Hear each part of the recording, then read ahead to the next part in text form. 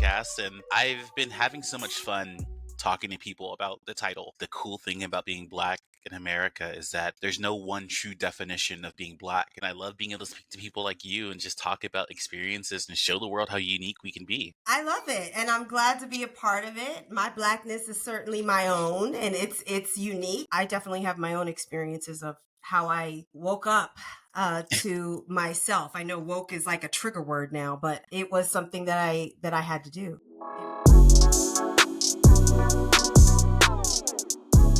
Ooh, I can't wait to unpack that a little bit. And this is part one, uniquely you. The goal is for the listeners to get to know who you are and the unique circumstances that made you you. So the first question is, what is your profession today? And if you can briefly describe what you do. I am an actress, a writer, and a producer. Some people may know me from All American, which I'm currently on, but I have a new show coming out in the fall on Netflix called Obliterated. And I'm also a screenwriter and have projects that were in development pre the WGA strike. I'm also an award-winning fertility advocate. So I'm the creator and the host of Warrior Wednesdays Live, which is an interactive Instagram live show that speaks to infertility told through the Black experience. So I speak all around the US and I host panels and galas for infertility. And it's my third greatest love. It feels like you're representing the culture and Blackness in so many different levels. And, the fertility thing is so important too. You hear about the statistics that are overwhelming when it comes to like Black women and pregnancies. And just to be able to have someone just in that space like yourself talking, I think is so important. It really is. Our pain is often not believed. We have a very valid mistrust of the healthcare system in this country as Black Americans, especially as Black women. J. Marion Sims, who our country deems as the father of gynecology, was actually doing experiments on enslaved African women without anesthesia to serve the white community. So that's history of Black women's fertility in this country. And now we arrive at a place where the Black maternal death rate continuously rises, where we are not treated the same as patients in the hospital, patients at our doctor's office. There's a lot of internal bias. And even within our own community, we normalize heavy cycles and heavy periods. And Black women are often seen as being, we take the brunt and the burden of things. And she's in pain, but she'll get through it. When actually it's an indication of an underlying condition like fibroids or endometriosis or PCOS, which are conditions that Black women suffer from 3 times more than their counterpart. We've normalized Black women suffering. What was that trajectory like for you to get to this point where you're at now? So I grew up in East Norton, Pennsylvania. It's a suburb of Philadelphia. My parents are from North Philly and West Philly, respectively. So I have a Philly attitude, even though I grew up in the suburbs. So don't get me twisted, okay? But in that, I grew up in a predominantly white neighborhood. And I was one of 2 Black families in this neighborhood. So the first time I was called the N-word was by my neighbor across the street because I was dating his son. And that was a no-no to be dating the white boy. So I started to act in my own bedroom to escape the racism that I experienced going to school in this predominantly white neighborhood, to escape my own childhood traumas of other sorts. I started to read plays like For Colored Girls by Ntozake Shange, and I would do monologues in my mirror. And I remember one time my mom caught me doing it, and for my 14th birthday, she located Ntozake Shange through Freedom Theater in Philadelphia, and I was woken up on my 14th birthday by Ntozake Shange wishing me a happy birthday because my mom somehow found a way to ask her to call her daughter on her birthday. As an actor, I always knew that I wanted to go to school for it. And I really wanted to go to a Black institution because I grew up in a predominantly white neighborhood. So I wanted to leave that behind. And I got into Howard and, I was ready to go. And then I was accepted to Purchase. And Purchase College is a conservatory for acting. They have one of the greatest programs in the country. It's up there with Yale and North Carolina School for the Arts. I couldn't turn it down. So here I was, one of 12 Black people. And I was too white for the Black people and too Black for the white people. So I was caught somewhere in between, figuring myself out now in the casting world. I became an actor and I was cast as the Black best friend all the time. I was living this trope probably because I lived it growing up, and I became a writer because I wanted to stop living that trope as an actor. So the first thing I wrote was called BBF, that Cedric the Entertainer produced alongside me, and it was for Black Best Friend, where I steal the camera from a white girl. And we sold it to Fox. I learned to write from my truth and my experience. So to merge that into the fertility work, I froze 29 eggs when I was 37 years old. And I wrote a screenplay about it. And I sold it to Lifetime Network and A&E Studios, who were in full support of this story of this Black girl that is taking control of her fertility future. And then COVID hit. So once COVID hit, the movie went away, but I wanted to stay connected to the audience that I wrote the movie for in hopes that maybe I'd sell it again. So I started Warrior Wednesdays Live, and little did I know how many of us not only had similar stories to me, but had far worse truths to tell, but no platform to speak out about it. So I used my platform to do so. And then I was contacted by the National Infertility Association and the American Society of Reproductive Medicine, and I became a patient advocate and a fertility advocate for women and men of color. It was my mission and my goal to create a safe space where our stories can be told and real change can happen.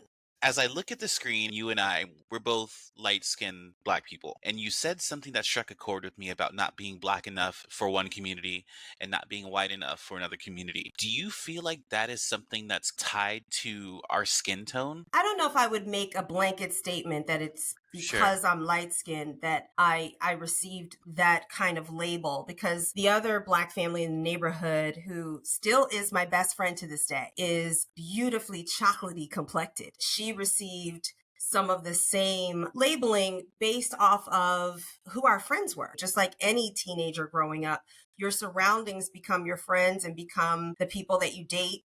And they were white. I remember dating the boy across the street, and I was in middle school. I'm gonna tell you a story. I'm gonna go ahead and say her name because I really don't care, because East Norton, Pennsylvania knows it's racist. Okay. Well, I won't say her whole name, but Mrs. Y was the principal of East Norriton Middle School, and I was holding hands with my boyfriend. We'll call him D. And he was blonde hair and blue eyed. And we were walking down the hallway, and Mrs. Y saw us. The next period, I see Mrs. Y taking D into the principal's office as if he's in trouble. Because we were holding hands, Mrs. Y called his parents and told them to come into the school because your son is dating a Black girl. That was my introduction to the prejudice that really existed around me. Just like you read Romeo and Juliet, we were just kids. And the person that's supposed to be the highest authority in my school objected to two kids holding hands of the different races. The first time that I was ever called, can I say it on your podcast? Say it, please say it. The first time I was ever called a nigga was Dee's father. Like any latchkey kids, when you come home from school and your parents are at work, you all go over your friend's house, you play after school, you're watching TV, you're doing stuff you shouldn't be doing, you're playing spin the bottle, all of those things that we used to do. Once Mrs. Y told his parents he probably was giving me a kiss or two after school, they literally banged on the door and yanked him out and called him a nigger lover in front of my face. I was no older than 15 at this point, and I remember calling my mom at work. My mom was a high-level executive at Philadelphia Gas Works. I remember she said, "Lock all the doors, I'll be right there." And she went upstairs and she came downstairs with a baseball bat. And she left the house and she told me, "Do not open the door no matter what." I didn't know what she was going to do to this white man. All I knew is that he called her child a nigger. And my mother was part of the Freedom Marchers, my mother and my father. We grew up hearing the stories of them calling each other nigger and spook, and they would pour water all over each other so that they wouldn't react to the cops when the cops did it. Those are my parents. I knew it was going to be handled, and possibly she was going to go to jail, and she didn't. But all I know is I never saw his father again. To this day, she's not told me what she said to him and what actually happened. But I will say this about the audacity and the entitlement of the neighborhood that I grew up in. When I left and went to Los Angeles after college to become an actor, and I came out in my first movie, which was called Guess Who. Interestingly enough, not ironic, it's about interracial relationships. Ashton Kutcher, Zoe Saldana. I played Bernie Mac's daughter. It was never lost on me that, wow, my first Hollywood film is about the thing that I experienced. But one day when I came home after that movie to visit, his parents caught word that the new movie star was back home. They knocked on my door wanting a picture. So here, the same people that yanked him out of the house and called me a nigger and him a nigger lover, all of a sudden when I'm in a movie, think that they're entitled enough to walk back on that property and get a picture of the same girl that they discriminated against so brutally as a child. That's the neighborhood I grew up in. The caucasity. The The caucasity.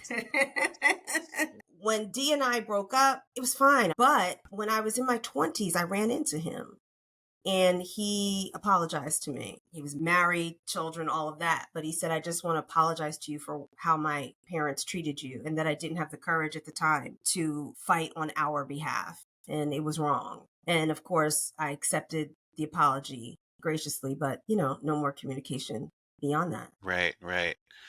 Wow. It's amazing that that was your first role. And guess who? Because I specifically remember going to see that movie, I think 2005, laughing my ass off. I remember feeling so, I think I told you this before, so connected to you. You felt like my sister in that movie. and and to hear the background that you've experienced and then now putting that in perspective of what that movie was. Wow. I remember sending the script to my mom while I was auditioning. And she was like, Boomerang, this is so you. You know what I mean? This is so you. And I was actually glad I wasn't auditioning for the role that was dating the white guy, that I was the sister that was just going to be an onlooker to it and bring the comedy to it, because I cried so much during that time in my life. I was in Mm-hmm. so much pain during that time in my life that finally I could find the humor in the unknown of people and then the resolution of love being love. But I remember when I first started to audition for My Boys, which was the first series I did, where I was the only Black character in a show of all boys and two girls. And I was the only Black person that was the friend to the female lead. I initially turned the screen test down because I knew all I was going to be doing was curling her hair and giving her friendship advice. And you would never Yeah. see where I worked, and you would never see my home life. You would never see who I was dating. When I finally did take the show, because I had bills. I had bills, y'all. Mm-hmm. I needed to find a way that my character wasn't just reliant on this white female lead. The first lines that I had on that show is when all of the guys are sitting at a bar, and my line is, hey, Mike, hey, Kenny. That's my line. That's it. At the screen test for me, the first table read, I hadn't even met the other actors. But when it was time and it said Stephanie walks into the bar, I said, hey, Mike, hey, Kenny, with an attitude, as if there was some history between me and the character Kenny. Now, the only reason I chose that name was because it was the second name. It's the only way that the joke is going to land. But what I created in that moment that I never told the writers or the producers is that there's some reason my character doesn't like this dude. So now I'm giving them the opportunity to write me a storyline. So when you're a Black actor, you got to think on your feet. You got to find a way to not be boxed in. So eventually what happened in that series, yes, I was still her best friend, but I had this whole backstory with Kenny, eventually became lovers. We even did a flashback episode of why do Kenny and Stephanie hate each other. That was never written in this show. That was Wow. me understanding I'm the only Black person here, and if I don't create a backstory for myself, they're not going to give it to me. Because that's not how Hollywood works back then. Things have definitely come further. But when I started out, those were the tools I used to help bring my characters to life. But I remember doing the first billboard for the show, and they knocked me out of the pictures. Told the Black girl to leave because I was a distraction just by the color of my skin. And when I was in the pictures, they would always put me on the end. I could never be in the middle. And I remember calling my showrunner at the time, Betsy Thomas. God bless her because I love her. Betsy is a white woman. The show is based off of her life. Whenever I was or felt even mistreated, she stopped everything and fixed it. Wow. And I had an ally the entire time and didn't know that that was going to be my experience. But because I did, I think it gave me more urgency to continue to speak up. Sure. When your job is on the line, you don't know. Yeah. But when you know you have an ally in the room that's like, listen, tell me the things I don't see because I can shut it down. So kudos Wow. to her. My last question in this section is there any additional adversity that you face? Let's ask that. Yeah, I think that, when they say things like Black people have to be 30 times better, we have to work 100 times harder for the same job or for the same pay equity, it's true even as an actor. You have to be smarter. The reality is, we live in a society where things are marketed to white people on a grand scale. We had an episode in there where a Black character came in and my character liked him, but ultimately he went for the lead, the blonde girl. And there was a line in there that I fully disagreed with. The line was, you know how hard it is to find a Black guy like Ahmad. Once you insert race and say it's hard to find a good Black guy, I have an issue, Yes. because what the implication is that there's scarcity of good Black men. That's not my lived experience. My father's a good Black man. My brother's a good Black man. My friends are good Black men. That's not my lived experience. So I remember going to work and I told my ally, my showrunner, and I was like, I'm not even saying this at the table read. And she's like, and you won't have to. And I said to her, can't we just have an episode where we have the uncomfortable conversation? That if the Black guy goes for her, which is more of a sitcom trope, like the friend likes him, but he goes for the other friend, we get that. But can we change that trope and expand upon it and have my character say, well, have you ever dated a Black guy? Would you? Put her on the spot. Make her answer the questions. That's exactly what happened. And that's exactly how they rewrote the episode. I never had to say it at the table read in front of Sony or TBS because I spoke up. But not everybody has that inclination. They may think it or want to, but they feel like their job is on the line. It's not always an easy situation to do. So when I learned how to become a writer, I actually partnered with one of the writers from My Boys to sell Black Best Friend. And his name is Sebastian Jones. I love him dearly. He was brought in our second season.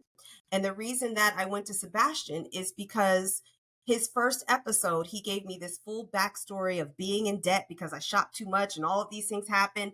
And all of a sudden you're at my apartment and her character has to come and try to help me get out of debt. And I'm freaking out. And I remember saying to him, you gave me a story. Like, now I know where I live. Thank you. And we've seen those things change with the Issa Raes, the ways that media has changed, and more of our stories are being told. But there's still a long way to go.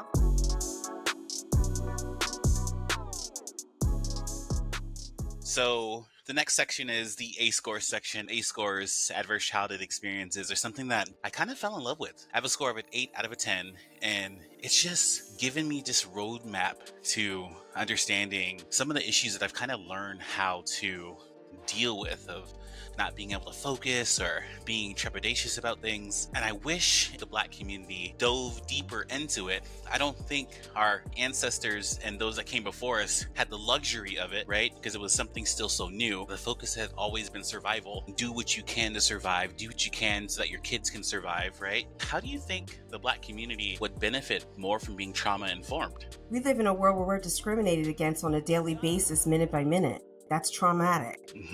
Simply by walking around in this world as a person of color that is seen as less than, whether it's overt or insidious, is traumatic. Turning on the television and seeing a Black child get killed is traumatic. Having white friends say to me, God, it's really bad what's going on in this world. I'm so sorry. Wish there was something I could do. But then they don't go outside and march. They don't speak up and they leave the fight to us. And then I have to ask myself, are you really my friend? Are you that uninformed that you're part of the problem? It's traumatic.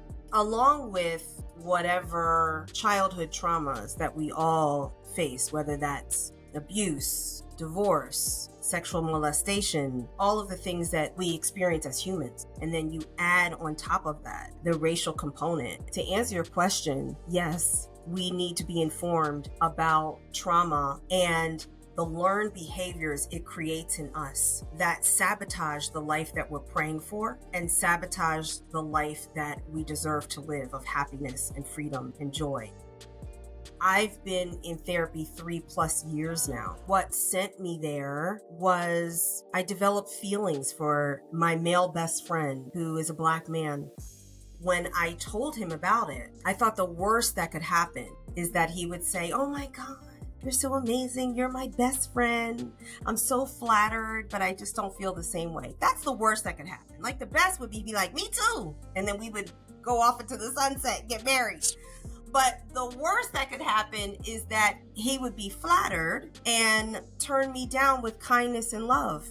Instead, I received a trauma response. He was defensive and told me everything that he didn't do to cause it. He was angry and he was yelling. And I knew in that moment, this has nothing to do with me. The mere mentioning of the possibility of loving a Black man more has sent him into a spiral of anger and defensiveness, which means this trauma that he experienced as a child actually overcomes his capacity to receive love. When I realized that, I realized how much in danger we really are as a people when it comes to mental health that is not seen or processed or fully looked into from the perspective of getting therapy, getting help. And let me be clear, the right kind of therapy, like cognitive behavioral therapy, that you can really unpack everything that happened to you as a child and what it is to be a Black person in this country and how those two things collide to cause a catastrophe of mental health that when your best friend tells you she loves you, you lose it. That was huge for me. And because I didn't know how to help him or myself in that moment, I went straight into therapy because now love is dangerous to me and to Black men, even love. After 3+ years of digging into my trauma and understanding how I attracted his trauma into my life and what I needed to heal in me and the behaviors that I had learned that I needed to unlearn. Once I got to that place, I really saw life so much differently. And I remember my therapist, who coincidentally is a white man, and I chose specifically that way. I know a lot of people of color say, I'm only going to a Black therapist, and I totally get it because I'm a Black fertility advocate.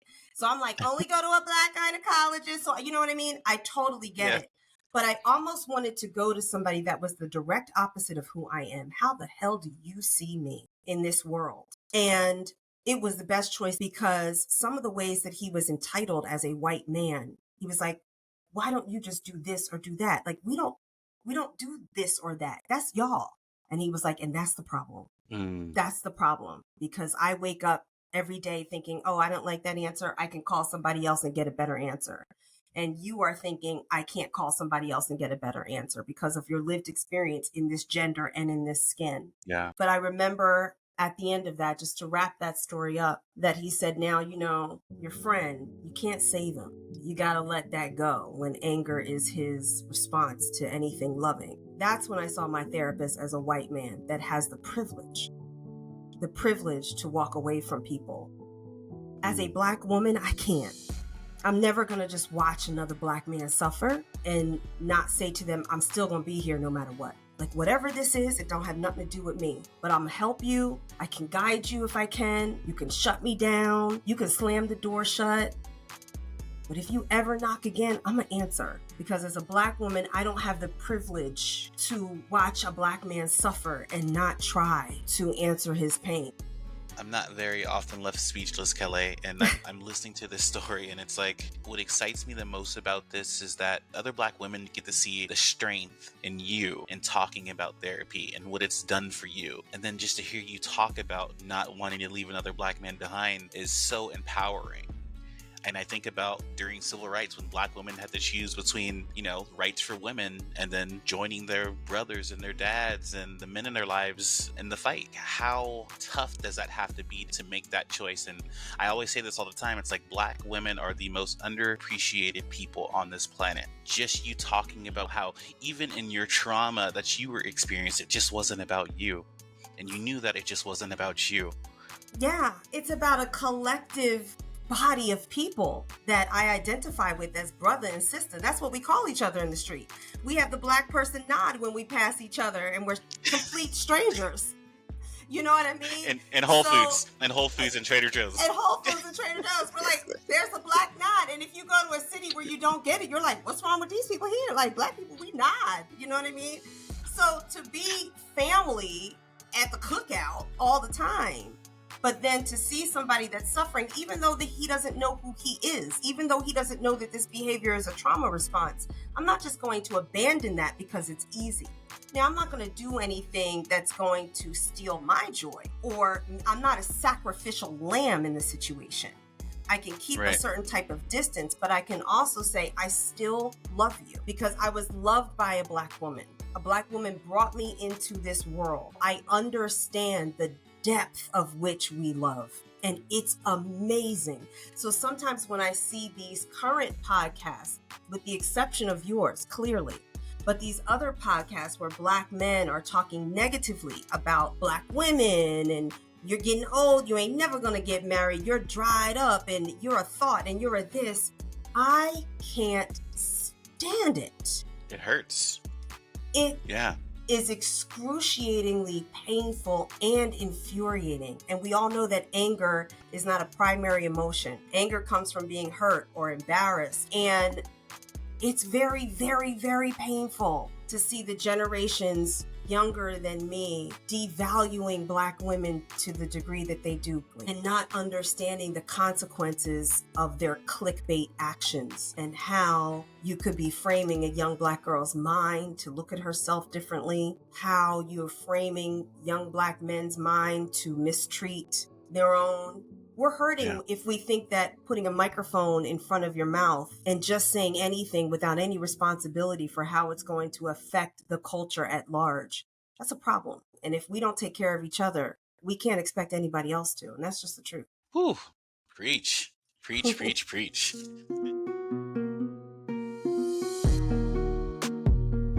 These next sections are going to go a little bit faster. We're going to jump to part 3, mentorship and career trajectory. Can you tell us about one of the proudest moments in your career? Well, the first proudest moment was Guess Who and having Mama Stu on the red carpet, and just how exciting it was to sit in a theater with her and be on the big screen with the legendary Bernie Mac. The second biggest one was writing BBF and getting into the WGA, because I never knew that that was going to be part of my story. And that roles that gave me disdain to have to keep taking in order to pay my bills, to keep being in this trope thing, that I was able to flip it, sell it, make money off of it, and then be inducted into this wonderful union as a professional writer. And the third definitely is becoming a voice for the voiceless in the fertility space, and to be able to go to the top of the Empire State Building as a Black woman and light it orange in honor of National Infertility Awareness Week. And to think that this infertility community, that the faces that speak for it are generally white. So when I was brought there by the National Infertility Association and I spoke to the press, I only spoke about Black people and how we are often discarded, although we suffer from the conditions that cause infertility 3 times more. Did you have any mentors in your early professional years? And if so, how pivotal were they in the success of your career? Oh, yes. Nancy Wismer, God bless her. I don't know if she's in heaven or earth, but she was one of my first theater teachers when I was a young kid. And I remember auditioning for, I forget what musical it was. I can't sing, y'all, but I was auditioning for a musical, but I was really good at this audition. And I just knew I was getting one of the lead roles. And she gave me chorus. I was mad. It was like a summer camp program. And I remember calling my mom at work, because that's what I do. And she was like, stay right there. I'll be right there. And she went to come and tell this woman off. And I know my baby auditioned well. And I hired a piano coach and a teacher for her. And she was good. And She said she was too good. And it's time for other kids to get the opportunity to shine. So that's why she's chorus this year. And I remember my mom was humbled and was like, oh, Nancy said to me, because you're too good, it's time for you to be challenged. How about you be my assistant director? I was a kid, but it was such a great opportunity to learn something new and to be able to cheer on the cast instead of being in the cast, and how plays were put together. So that was a great mentor. Betsy Thomas, an extraordinary mentor that was the creator of My Boys, an extraordinary ally, who also is the woman that told me to freeze my eggs. Betsy Thomas. Betsy just changing lives. Betsy just changing lives in these streets. And I will say 2 other people. Nkechi Carroll, who is a showrunner of All American Homecoming and the new show Found, is also a great friend of mine. I met 20 years ago on a plane. We were sitting next to each other. Turbulence happened and she was scared. She grabbed my hand and we've been friends ever since. She's one of the people that has mentored me as a writer and just as a professional. And I emulate or try to emulate the way that she opens her arms and doesn't leave a show or a rehearsal or a meeting without making sure that somebody has the opportunity to rise. It's beautiful Right. when you have allies in the room that are saying, wait a minute, we're on a hit show here. You can't leave here until you get every little thing out of this that you can to expand your career. The last person would be Nathaniel Nigowanan. If any of the listeners are familiar with the show P-Valley on Starz, he plays Uncle Clifford. He's also my godbrother. He's also the biggest supporter that I have. Artist to artist. He wipes my tears, like the ones I'm crying now. He sees me when I don't see myself. He picks me up when the disappointments are too hard and I want to quit. He actually will, he tricks me too. Like, we'll be talking on the phone and I'll be saying something and I don't know what I'm saying, and he'll record it and then he'll send it back to me without me knowing. Never forget this. Write this in a script. This was so profound when you said this. He's constantly feeding my gift, and I can only hope to be able to do the same for him. As an artist, you need somebody that's constantly reminding you who you are, because the business side of this will always try to take it away. I'm crying on the podcast. You got me crying too. I'm sorry, but I'm not sorry. There's this idea that, like you were talking about when it came to, like, you know, let's use these black women as tests. Let's not give them anesthesia. There's this idea that black people and black skin is concrete and it's unbreakable and we don't need therapy, right? And to see black people cry, I think sometimes, and show emotion and humanize ourselves and show that it's okay, I'm 100% for that. You know what I mean? Because I just let it rip. What was one of the hardest moments in your life where you felt like you weren't going to make it? What were some of the thoughts that were going through your head about failure? And how did you overcome that moment? It could have been the entertainment industry. Yeah. My life is a perpetual state of almost. That is a line that I wrote. That's the first line in 29 Eggs, the screenplay about fertility, because that's how I feel, and definitely how I felt back then. In terms of failure, I'm going to keep it personal, because being single and childless at a certain age feels like a failure, even though I know it's not. Even though my mind knows that all of the things that I'm doing are adding to this world. So how could there be failure in that? But no matter how successful you are as a writer, as an actor, as an advocate, all of the things that I'm blessed to have on my resume, I don't have anybody to share it with yet. Oftentimes I feel, and I'm stressing feel, because it's not the reality, but it is the feeling of failure because of those things. I recently had a conversation with my mom, and she always raised me specifically to go after my dreams, travel, figure out who you are, develop your career, and then think about getting married. In her generation, you went to college to get a husband. The education was kind of like after it. My mom got married later in her 20s. She had kids in her 30s, which back then was like, what are you talking about?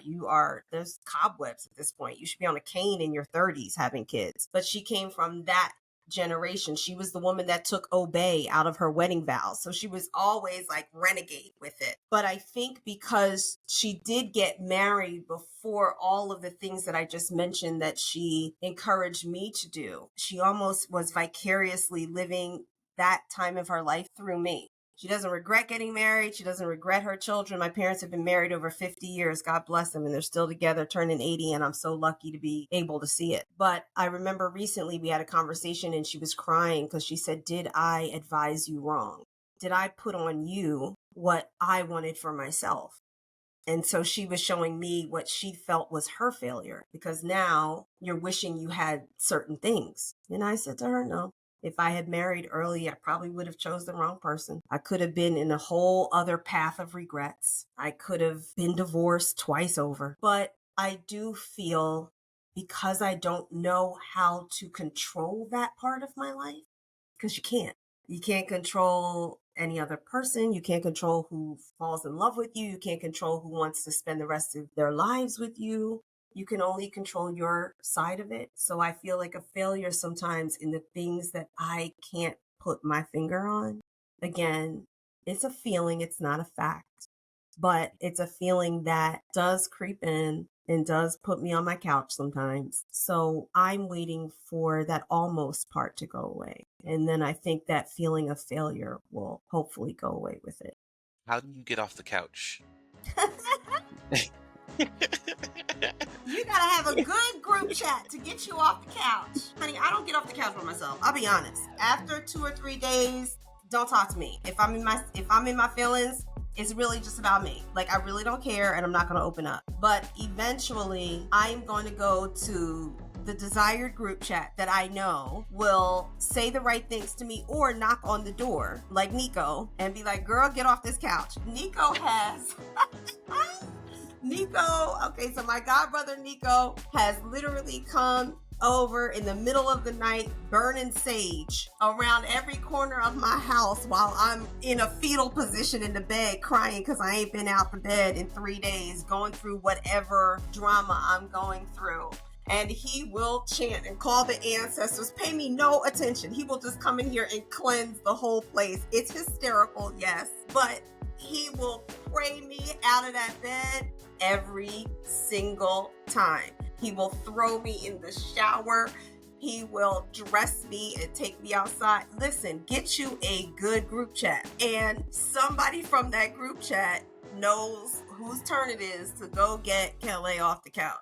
I am nothing without my tribe. Let me tell you, just like I said earlier, that sometimes I get lonely and I feel like a failure because I'm not married in my 40s. I want to also be clear, I got everybody that I need. I love that. I love the fact that, and correct me if I'm wrong here, feel free to, but I love the fact that it's not the group chat that distracts you from the problems, right? It's you taking the time to be on the couch for those 3 days and addressing them first by yourself, which I think is healthy, which other people might be scared of, right? Because it does feel kind of lonely when you're in those spots. I sometimes remember, oh crap, I was in a dark place for 2 days, but I got out of it, and I'm always going to continue to get out of it. But I love that you take the time for yourself first, go through the emotions, not run away from them, and then you go to the group chat. I think that's so powerful. Let me tell you how that happened, because it is powerful and I learned it as a child. There was an empty room growing up in that house in East Norton, Pennsylvania. It had mirrors all along one wall. It was where I would do my monologues. But even prior to then, when I was young and I was put in timeout, for whatever reason, she put me in that room. She would say to me, this is where you can go feel your feelings. You can kick, you can scream, you can holler, and you can cry. But when mommy comes back into this room, that part is over. Timeout wasn't about sitting in a corner and being quiet. Time out was where I went to let out my frustration, my anger, my hurt, my disappointment, whatever I was going through as a child. My mom is a genius because she allowed us to feel what we felt. But she also gave us a time limit to understand the gift of moving on, that you can't stay there, but you do have to go there. So when I became an adult, even with things in casting, if I didn't get a role, and I would get depressed, I'm not going to be kicking and screaming, but I might feel a certain way when I've put everything into it and it was really going to be the role that changed my life and it didn't come through. So my mom would say to me, all right, how long do you need? You need a day or you need 2? What's our timeout period? And I would say, I think I need 2. And she would say, okay, I'll text you tomorrow. I'll call you 2 days later. Because when I call you and I hear your voice, it's over. We're moving on. So feel your feelings, but give it a time limit so that it doesn't overwhelm your life. Ooh, moms. I know. Moms on the podcast. I'm telling Moms you. is killing it. All right, last question here. I don't want to ask this last question, but I do at the same time. Looking back, what advice would you give your younger self now? Is there any advice that you would give young Kellee?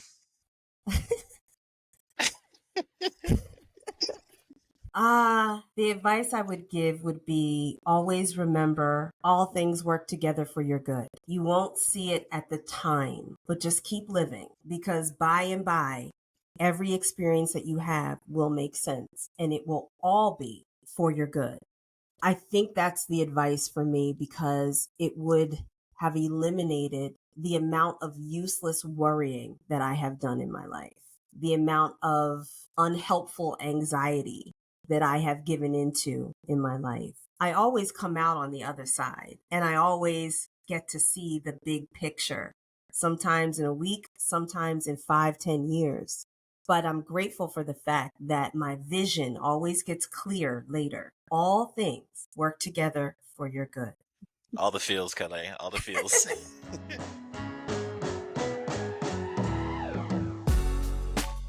All right, you ready for the fun section? Yes, yes. Blackness Defined, Part 4. This is where we really talk about blackness, and everyone has a different experience, right? And with this podcast, what I hope to do is eliminate stereotypes and just humanize a group of people that have had their skin tone weaponized for so long. So the first question is, what does it feel like to be the only black person in the room? Beautiful now, only because it's an opportunity for me to bring another black person in with me. If I'm the only one, then I'm the one that can change it and make room for somebody else. Whatever room you're in, if you don't make room for somebody else, you miss the point of why God got you in there in the first place. Because we all belong here, but we live in a system of bias and entitlement. Even though I might be the first in the room, I'm going to use that as motivation to make sure that there are more seats that look like me that get filled. I used to be like, here I go again, only black girl in this cast. Now I'm like, what opportunity do I get to tell this black girl story, and how many other black people can I fold into it? Let's go. How do you personally define blackness, or what does it mean being black in America to you? And has that definition or perspective changed over the years? It's magic. It's stunningly electric, beautifully complicated. It's deeply rich with history. I wouldn't want to be anything else other than a woman and other than a black woman. I wouldn't want to eat any other food or be surrounded by any other prayers than the ones of my elders. I'm so grateful that my black voice is so profoundly layered with the trauma I overcame and the trauma that made me hopefully make it easier for the ones to follow. Yeah. It's everything. It's everything. I love when you're able to really look at the positives of it, right? Like, you hear about slavery and you're constantly reminded. That's why I don't do the slave movies. I want to move past that. And I feel like sometimes the industry likes to keep us there and remind us who we are. But sometimes I just sit and marvel thinking to myself that my ancestors are so powerful, they had no rights. Going from that to where we're at now, just in 400 years or whatever it's been, that is such a sign of hope and progress. And sometimes I hear people online saying that, what did they call it? The brawl on the docks that happened a few months ago or a few weeks ago? With the folding chair, honey. The folding chair. The amount of folding chair earrings and necklaces, and they put it to the soundtrack of the ether. Like, listen, let me tell you something. Out of our trauma, we will find a joke quick and we will run that joke into the ground and still be laughing. And what you said earlier is very, very true. The resilience of black people. I went to Ghana to the slave quarters on the Ivory Coast, and we touched the walls and we prayed to the ancestors, and you could still smell blood and urine and death. You could still feel the brutality of the time. I was never more proud to be a black woman than I was standing on that soil and knowing the resilience that I come from. Right. We can be defined by being brought here in servitude, or we can be defined by the resilience of surviving and getting out of that imposed servitude. I truly believe, to know that you come from that type of strength, you just got to get up and figure out your life, make it work, because you come from kings and queens. That's literally the truth. Literally the truth. Yeah. How amazing. How amazing. That's why I love Nas so much. Nas opened my eyes when I was youngster. Mm-hmm. Without Nas, I don't know. And I was like, this is rap? Rap can be inspirational? Very much so. Yeah. Yes. Mm-hmm. is, what's the biggest pressure you feel as a Black person in America? I don't feel any pressure. I'm Okay. existing. This world is just as much mine as it is anybody else's. So the only Hmm. pressure that I feel is anything that's imposed upon me. Work Mm. harder, eat better, go to the gym more. But in terms of the world can royally kiss my ass. I don't feel any Yeah. pressure than to be everything beautiful and amazing and graceful and powerful and inspiring that I am. What's a myth, stereotype, or overall misconception about the Black community that bothers you? Martin and his question. No, because you got to be careful, you know what I mean? Because people can misinterpret things. What's an overall myth or misconception? It could be simple. It could be like Michael B. Phelps, our Aquaman boy from the Brawl, swimming across, right? They Oh, said we don't swim. Michael B. Phelps sure did swim. he sure did swim, didn't he? Um, what's a misconception? Mine is that we don't try hard enough. And I do everything in my power to rephrase that. And even with this podcast, it's like showing the world that there are individuals from the community that give their 100% at everything in life. I get it. Is that a misconception that's current, or do you feel like that's based off of what you heard growing up into your I think adulthood? a little bit of I'm both. just I think. curious. Okay. Yeah. No, that's a good question. I think a little bit of both because I'm still in the comment sections. I try not to read the comments, but I'm there and I Right. see them and I'm just like, let me give you a link to this podcast real quick. That part. I guess I don't pay attention enough. If people say something ignorant about any topic, Mhm. people are homophobic, if people are racist, I don't absorb it in the same type of way to really say, Sure. God, that really bothers me.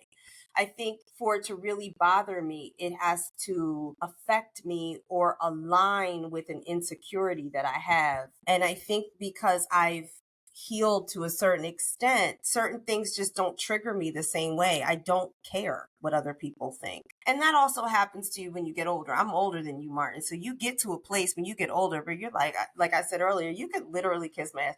So anyway, blah, blah, blah, blah. It doesn't affect you in the same way. So Mm. I'm sure there's a ton of misconceptions out there, but they're not something that I see. My eyesight isn't fixated on it anymore because it doesn't align with any insecurities or unhealed places inside of me. People can have Mm. whatever misconception that they want. I'm still going to live my full truth out loud and proud and happy and joyful. I probably missed it. If you thought something of me that's not true, I missed it. Yeah. Ooh, I love that. That's probably the thing I'm going to be thinking about most. I like what you said about having it tied to something that triggers you or an insecurity. And it's just making me look inward and trying to understand that for myself. Ooh, Well, that's you said the powerful, Kelly. question was about what misconceptions bother you, correct? Yeah. That is that what the Mm-hmm. question was? So if Mm-hmm. something bothers you, that means it's triggering to you in some sort of Yeah. way. And I think that when you are in a different position emotionally in your life where you've healed in certain areas, certain things they don't bother you anymore. It goes on by because it doesn't align with the truth of who you are now. What was the first time you felt represented in television, cinema, or literature, and how did that moment make you feel? I can't stand you, Martin. Toni Morrison's The Bluest Eye, Pecola. And though we don't have the same story, there was elements of her story that I saw myself in. I remember reading it as a child and being struck with the notion that I'm not alone in an experience that's that dark. Again, it is not the same. I don't want that misconception out there, but it's such an isolating experience to be silenced, to not have the fortitude or the mental capacity as a child to even understand being manipulated or what abuse really is, to not be developed enough as a human. So when I read that book, I was like, wait a minute, this actually happens and people write about it. And that was the first time I saw myself represented in literature.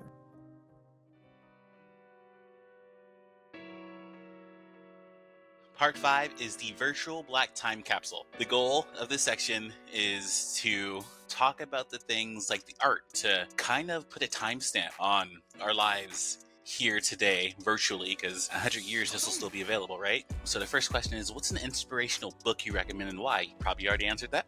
Well, I don't know if inspirational.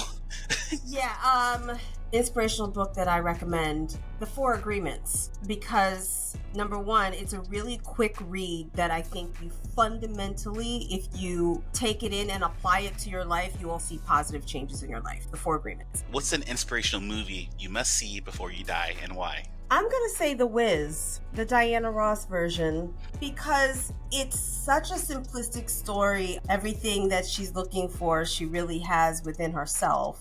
But I love the fundamental life lessons that each character learns throughout. I love fantasy movies. It almost feels like I'm going into a dream. And I think it's the type of film that, regardless of age, just makes you feel good after you watched it. Plus, her little afro with that white dress was everything. Do you have a favorite artist or a piece of art? I love Basquiat, but I also love Patrick McKinley, who is all over my home because it's word art.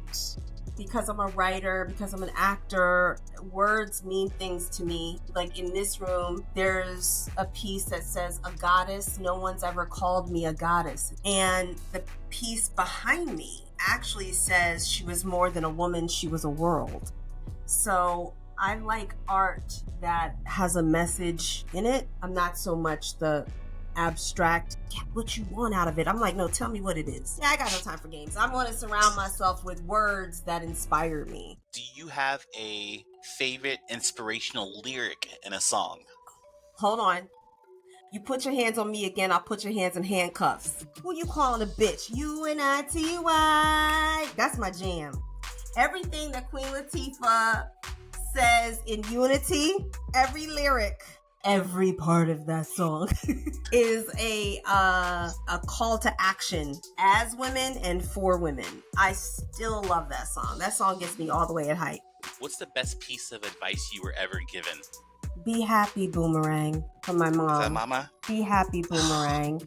And then my grandfather on his deathbed said, just keep living, and was very profound. He enjoyed his life so much. Like one of the last things he said was, I've come a long way. He was so ready to go because he knew he came a long way from no education and getting his birthday in the war because they didn't keep records of Black people when he was born, and marrying my grandmother as a teenager. So we still don't know how old he actually was because there's no legal record of that. Yeah. But having worked with Little Richard and slept in his car, and that's why we're Philadelphians, because my grandfather was driving to New York from Macon, Georgia to find a better life, but his car broke down in Philly. So he had to sleep in his car, and he would go to construction sites to get day work. And he never left Philadelphia because he became a foreman instead. And that's why my family are all in Philly. For him to have the life that he's lived and to be dying and to tell us all, just keep living. It'll all make sense. Just keep living while he's reaching to the angels. That was profound advice. Be happy. Just keep living. Simple stuff. The last question was going to be the last piece of advice you have for our listeners. That last bit was amazing. Yeah. And I would say my last piece of advice is to find something every day to laugh at. Whether it's yourself, whether it's a television program you like, just find something that brings that belly laughter right from your gut and put it into the world, because it's a beautiful cure to everybody's life. Laughter is contagious. When other people hear it, they're instantly happy, even if they don't know what you're laughing about. So find something to make you laugh every day, and it will lift your spirits no matter where you are. You know, Kellee, there's so much I learned about myself from talking to you today. One of the things that you said that struck me was about being so proud about being Black. And, you know, I haven't really traveled a lot, but I hear stories about people when they travel and they go to different countries that are a little bit more progressive and they see our skin. And there's just a level of appreciation because they know that we've had to identify as a person on this earth, as a person in America, and as a Black person in America. And those type of perceptions give us so much richness. And I wholeheartedly feel that in talking to you and seeing how proud you are about being Black and about the life that you've lived and the people that have come into your life. And it's so inspirational. I've been wanting to talk to you for at least 2 years on this podcast. I think the first time you and I spoke around COVID, you helped me put together that screenplay competition for Kids in the Spotlight. Mm-hmm. And at that moment, I remember talking to you, thinking to myself, like, oh my gosh, one day I want to have a very important conversation with Kellee. I don't know what it's going to be. I don't know what platform it's going to be on, but I feel it. And it's been a dream come to talking to you today. And I call you a Black queen, but from now on, you're going to be the Black goddess in my phone. Thank you. And I'm so glad that we've had this conversation, because having worked side by side with you at Kids in the Spotlight, you know people to a certain degree. So please know from my heart to yours how much this conversation has blessed me and taught me about myself, and how you got me crying on here and giving the younger version of myself advice, like things I don't think about on a regular basis. So thank you for opening my consciousness to learn more about who I am. Thank you for being part of the journey of me discovering me as I continue through this life. So thank you.